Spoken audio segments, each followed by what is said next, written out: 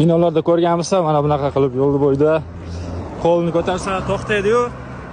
Qani mana shu narsa bizda ham, ya'ni o'sha Osiyo, Markaziy Osiyo mamlakatlarida qanchalik ishlaydi, sinab ko'ramiz hozir.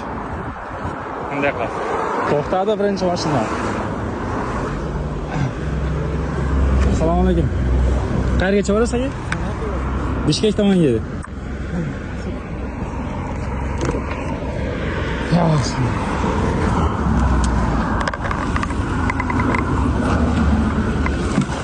Assalomu alaykum.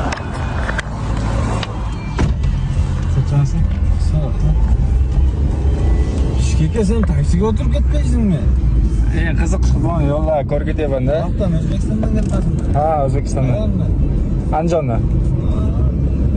Bishkekdan yo'llar aylanibmi? Ha, aylanib, sal qishloq joylar ko'rib, avtostop qilib ko'rib ketyapman-da. Sen Bishkekka ketmasang, hozir men O'zgunga boraman. Aha. Sen O'zgundan nega o'tir? Taksiga o'tir. Taksigami? Ha, mashinaga taksiga. O tunda hamda ko'chada qolibsan dedi. Ha, bo'ldi. Bor Bishkekdan darsga qorasan. Dashi Almataga, undan dashi Xitoyga, shuni ketyapman o'sha yoqqa. Oha, besnasan. Xitoyga viza bo'lgan, Viza olib ketyapman. Aylanib keladi. Xitoydan O'zbekistonga O'zbekistondan. O'zbekistondan endi bu tomon haligi nimasi ishlamay qolyapti deganiga bir yo'l Almatadan ko'chiga o'tib qo'yadi.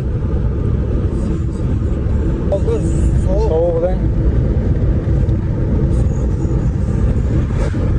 Ancha baribir tog'li joyda Qirg'iziston. Tan chiroyli ham ekan ishlar. O'tirkam. Rahmat kattaga. Rahmat aka. O'zingizdan charchamang aka. Birovmi? Hozir jo'naganmi? Qancha Bishkek? Kel ukam, Bishkek bir adam.